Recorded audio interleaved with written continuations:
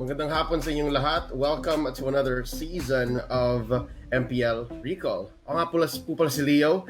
In case it's your first time here, the host of MPL Recall. And before we start the show, kung hindi niyo po alam, over the weekend, we lost someone very important to many of us in the Philippine esports community.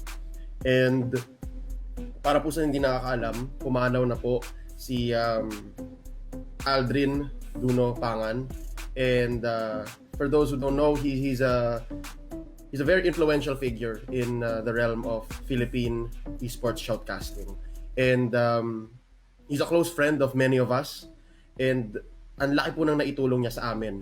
So if you're a fan of our shoutcasting, then yun po ang impluwensya ni Kuya D. So with that being said, let us have a few moments of silence to remember Kuya D, dahil medyo maaga po talaga siyang kinuha ng ating may kapal. So this is for you, Kuya D. Lakad matatag forever. We miss you.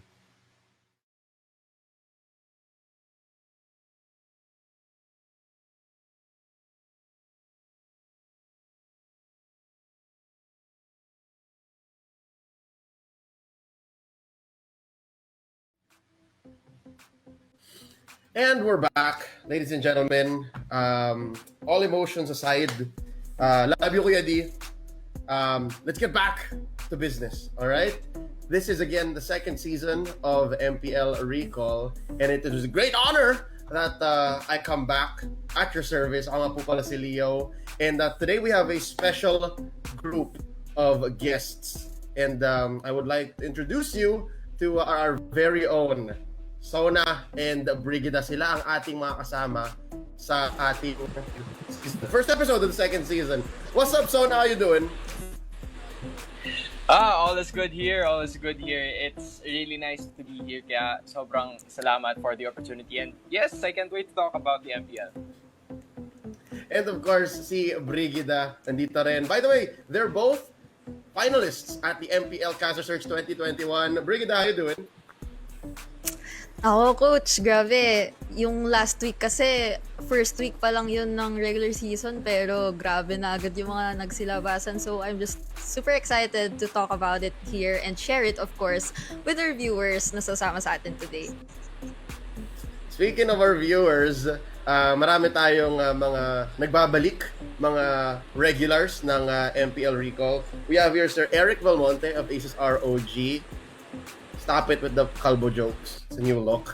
Saying what's up as well to Zar, to Christine, to Nick, to Jade, to Cardo, ayan, to Anthony, my man. And of course, I think this is a special friend of ours, is Stephanie Maramag. Yes, sir. Not. Medyo delayed Yes, sir. response, pero thank you. Please share the stream, guys, dun sa Sorry. mga bagong dating. So please share the stream. Let everyone know MPL Recall is back. Alright?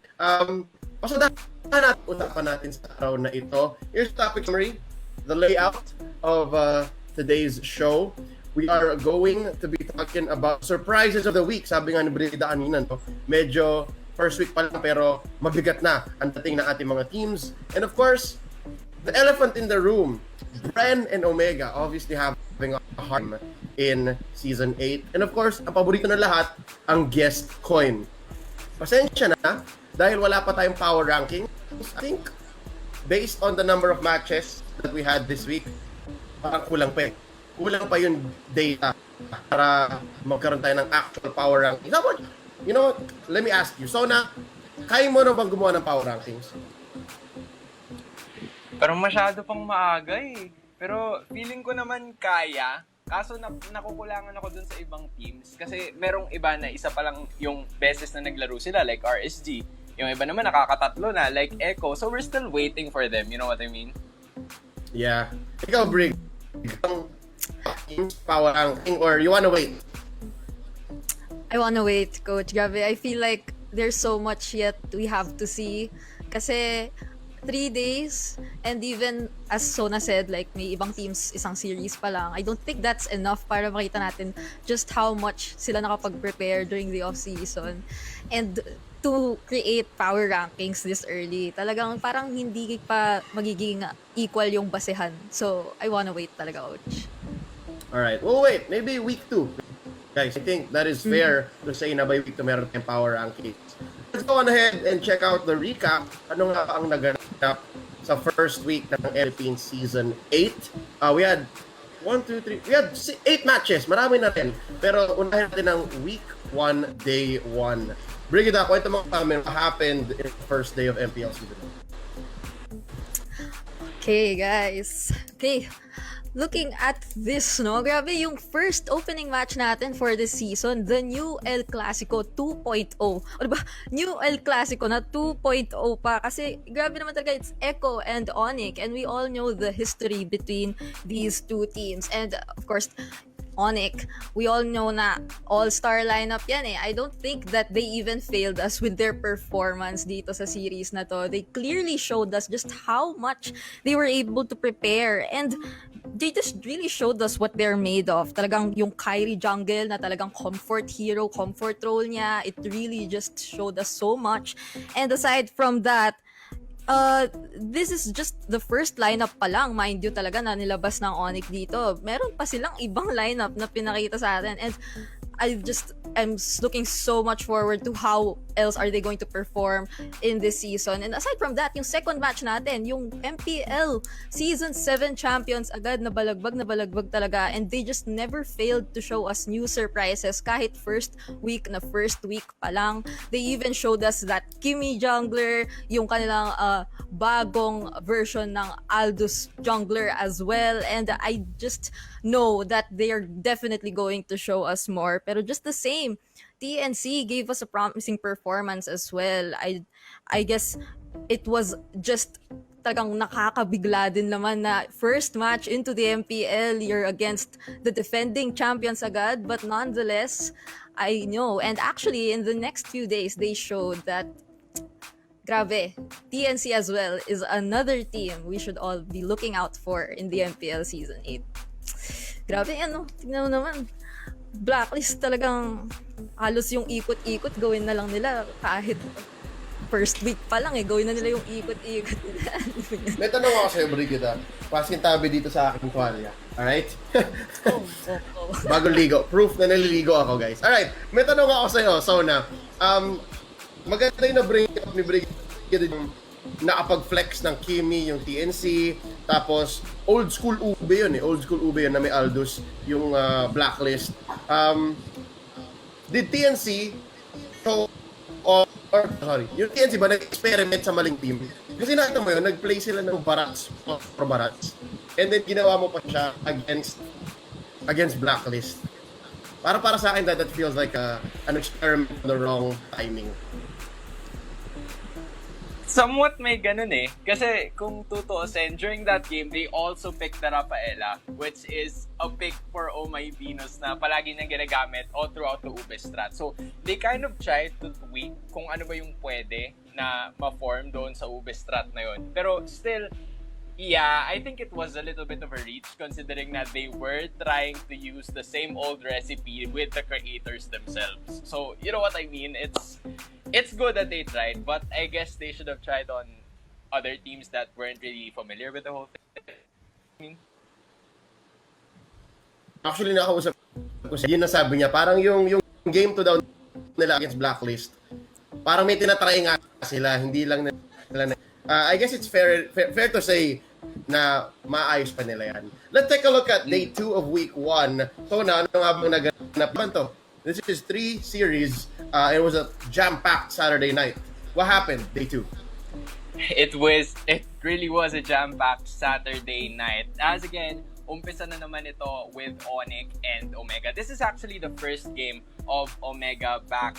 Yung huli pa nila was MSC. And the thing is, it's very important kasi ang taas ng naging expectations natin with Omega fighting Onyx right now. And buti nasabi nga ni Brigida kanina, yung nilabas nila ng mga lineups. Kasi this was a new lineup as well. Pinasok nila si Mycophobia, who was actually compared to Chaknu before as a roaming tank during the amateur underground scene. Pinasok din nila si Ryota coming from another team, a new member of Onyx PH as well. And kung mapapansin nyo, it really was a dominant performance coming from them. Kahit sabihin mong they did win, or Omega actually won one of the 3 games, it's important to see na sobrang hindi dikit yung naging matchups nila eh. Most of the time, makikita natin, Omega is really leading in terms of the late game. Pero most of the games that actually happened, 2 of them were, longer. And the next one, syempre hindi papatalo, is yung Bren and Echo Philippines. Another matchup na I think was very important to see kasi, di ba, ang daming chismis na sinasabi, si Carl TZ mukhang mainit kasi palaging nagtitrain.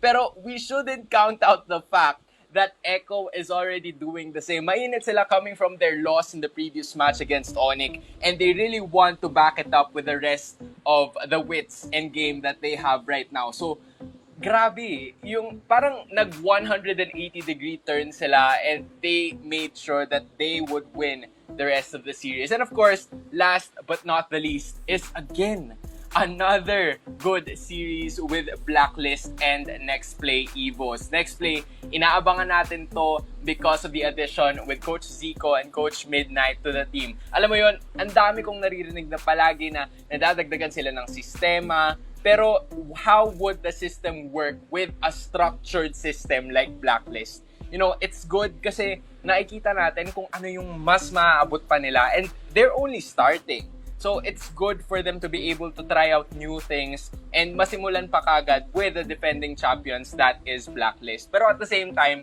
it's also good for Blacklist na yung same recipe na ginagawa nila all throughout, it's important for them to actually have a new thing din eh. Kasi iba yung dagdag talaga ni Haji eh. Alam mo yon, hindi sila napapagamit ng Cho nung season 7. Yan yung napansin ko. Pero right now, grabe, lagi silang gumagamit ng Cho all throughout, especially with those pick-off potentials eh. So it's nice to have Haji in the mix, and yeah, what a Saturday. Scary, that one. Now you mention it, na parang Cho is a super priority for so many teams.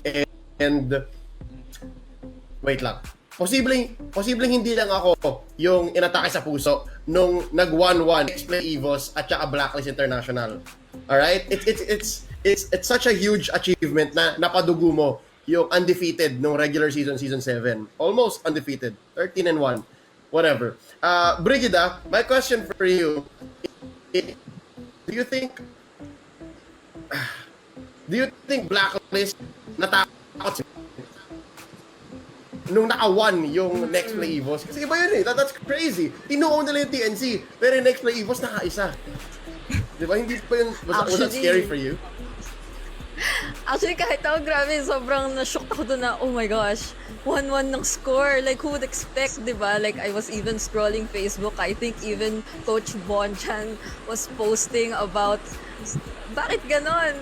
Anong pinakain nyo dito? Or something like that. So, but then again, they're still the champions and they know what they're doing eh. So, possibly, like, the fact din kasi na they were bringing out a lot of things. Yung nga, si Kimi, like, doon, nilabas sila doon and other stuff. So, maybe one half, like, they were also testing the waters. Pero at the same time, I can't imagine na hindi pa rin sila kinabahan kahit papano. Kasi, I guess, kung ako yung nasa Blacklist, ako rin eh, hindi ko i-expect na makaka 1-1 ko pa yung NXP or something like that. So, grabe. Yun, I think, was so far yung pinaka-intense. So, it's hard to think that they didn't get nervous at all.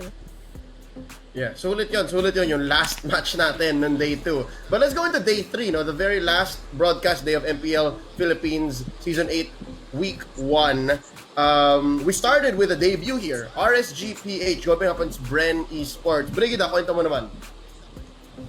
Alright, so yun. Debut game of RSGPH. As I said in my article nga, I wrote an article about this. RSGPH, they really surprised us going into this season, apart from being the surprises themselves. Kasi we haven't heard naman from them eh. Like, wala tayong nakuhang balita sa kanila like about their lineups or how they actually performed. But the way they did dito sa game na to against the world champs, against Bren Esports, it's really nakaka-wow. Nakaka-wow talaga. And apart from that, no, meron kasing isa ring surprise talaga na pinakita rin naman ang Bren dito, which is nga yung pag-switch roles nila dito between Few and Rebo, which I guess for me is something that quite lacks the yung sapat na coordination pa. So we're yet to see about that. And going into game 2, it's TNC versus NXP. Ako, honestly, I really thought NXP it was super promising, really coming after pa yung game nila against Blacklist the previous day. But then again, TNC as well, sobrang confident nila pumasok dito sa series na to.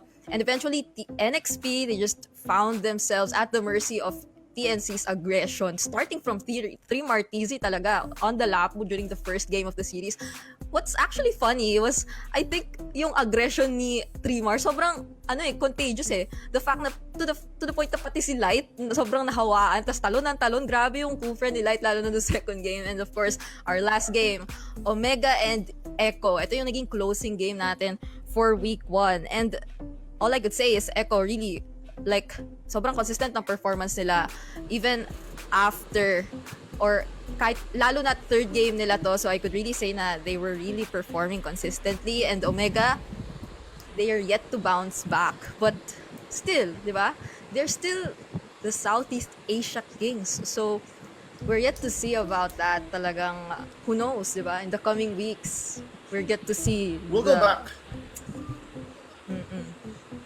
The what?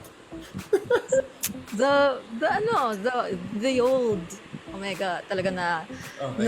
nakapagtaas ng bandila natin sa Southeast Asia. Yeah, I think one more week before we actually see the old Omega, no, na parang kompleto sila. More on that later. Pero may na-bring up ka, Brigida, na interesting point. Yung aggression ni 3 Martizi, parang contagious siya, 'di ba? To the rest of TNC, which I think, and I mentioned this on broadcast, yung TNC, isa yan sa mga natitirang team sa MPL Season 8 na pangmalakasan lang na ML. Again, like, I don't mean that as a way to berate them or the game. Pero, I don't know, do you agree with me, Sona, na pag pinanood mo yung TNC, they're very honest. Hindi sila parang, hindi, ito yung draft namin, may strategy yan, may layers. Hindi, as in, ML. As in, patayin ka namin. Parang ganon. I don't know, is that a thing?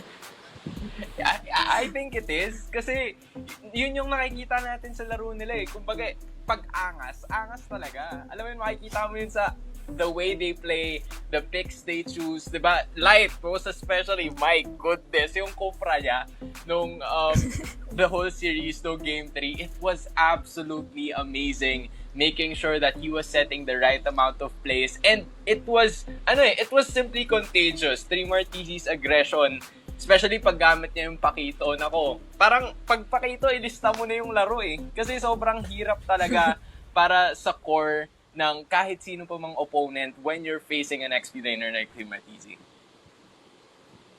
Alright. And to the point of nakakahawa siya, you know what? I think para sa kalaban, specifically NXPE, we won't get to talk much about TNC in tonight's episode, but let this be that moment, no? Kasi nung napinapanood ko sila, and again, hindi ko na sila hawak eh. So nung nakita ko silang gigil sila dun sa NXP, parang hindi sila nagbago. Like, sobrang natawa lang ako na parang season 7 na laban siya.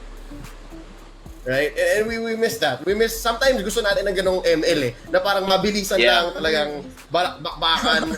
And it's a totally different kind of ML from Omega ML or Blacklist ML. So it's a nice breath of fresh air. We're gonna go on a quick break. When we come back, we'll talk about more surprises, no? So prepare nyo na yan, guys. Saan ba kayo nagulat? Ano yung mga matches or yung mga performance na nung pinanood nyo nung week 1, parang did not expect that. Alright? Sona and Brigida and I will be sharing that when we return. You're watching MPL Recall.